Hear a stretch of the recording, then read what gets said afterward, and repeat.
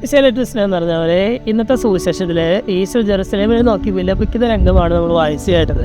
ഇവിടെ ഈശോ പറയുകയാണ്, Jerusalem Jerusalem, പിടക്കോഴി തൻ്റെ കുഞ്ഞുങ്ങളെ തൻ്റെ ചിറകിൻ്റെ കീഴിൽ ചേർത്ത് നിർത്തുന്നതുപോലെ നിങ്ങളെ ഒരുമിച്ച് കൂട്ടാനായിട്ടല്ലേ എൻ്റെ കീഴിൽ ചേർത്ത് നിർത്താനായിട്ട് ഞാൻ എത്രയോ ആഗ്രഹിച്ചു, പക്ഷേ നിങ്ങൾ വിസമ്മതിച്ചെന്ന് പറയുകയാണ്.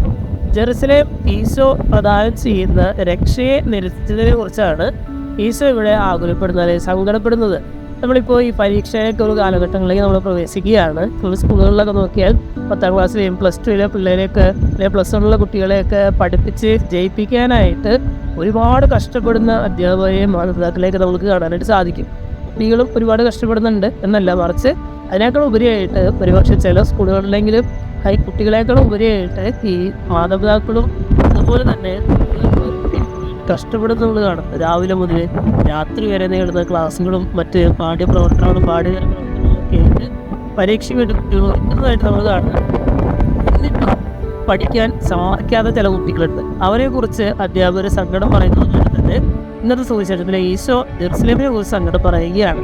നിങ്ങൾക്ക് രക്ഷപ്പെടാൻ വേണ്ടിയിട്ടുള്ള എല്ലാ കാര്യങ്ങളും ഞാൻ ചെയ്തു, പക്ഷേ രക്ഷപ്പെടാനായിട്ട് പറയുകയാണ്. പക്ഷെ നമ്മൾ ഈ സുവിശേഷഭാഗവും നമ്മുടെ ജീവിതവും തമ്മിൽ എന്തെങ്കിലും ബന്ധമുണ്ടോ എന്നൊക്കെ ചിന്തിച്ച് നോക്കാം.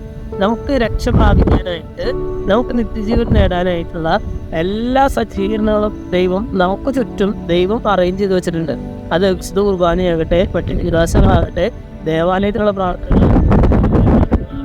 വചനവായനയാകട്ടെ, എല്ലാ കാര്യങ്ങളും നമുക്ക് നിത്യജീവൻ നേടാനായിട്ടുള്ള എല്ലാ കാര്യങ്ങളും വെച്ചിട്ടും രക്ഷ പ്രാപിക്കാനായിട്ട് നമ്മൾ മനസ്സ് കാണിക്കുന്നില്ലെങ്കിൽ നമ്മളെ നോക്കിയിട്ടായിരിക്കും ഒരു പ്രധാനം ലഭിക്കുക.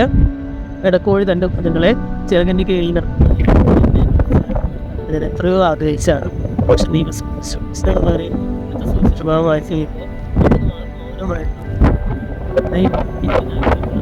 രക്ഷയുടെ